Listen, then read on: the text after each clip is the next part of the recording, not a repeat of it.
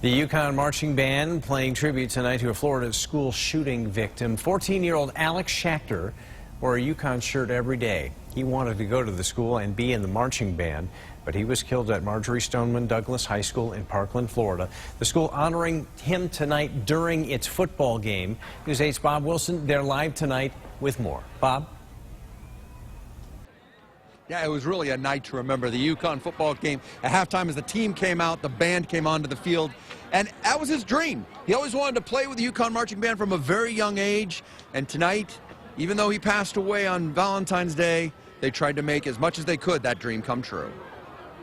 Trying to wrap my head around the monster that created this and took Alex's life. For Max Schachter, the wounds are still deep and wide open. Losing his son Alex as a freshman, shot through the window of his classroom in Parkland, Florida on Valentine's Day.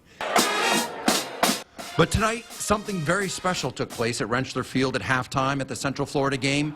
In a tribute to Alex, they placed a lone trombone on the field so the UConn marching band could play for him and play with him, spelling out his name on the field. Alex's mother and uncle went to UConn, and from a young age, he wanted to attend the university and play in the marching band. His Uncle Paul took Alex to the ice cream store on campus here, where he ran into his idol, Ray Allen, and I mean, that just sealed the deal. A scholarship in his name will be established at UConn so Alex can help other kids. He was just a little boy that loved life. He loved being with his friends, being with his family, and just to have him ripped out of my life and everybody else that loved Alex's life is just not fair. So before the game, the team was on the field. They're thinking about the event ahead of them. But I talked to one of the players from Florida here, and he said they keep Alex in the back of their mind along with all the victims from Parkland. And the father told me it's events like this that put the good back in their lives. Humanity is here. There are good people in this world, and it touched my family to know that they cared, and that just meant the world to us.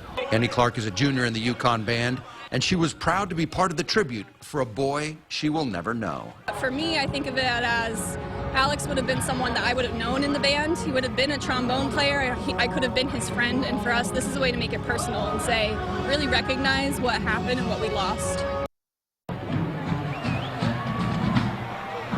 And there they are, Annie Clark and that band right now playing a tribute at halftime. Was amazing. They spelled out his name and they played his favorite song from Chicago. The father was on the field with that trombone.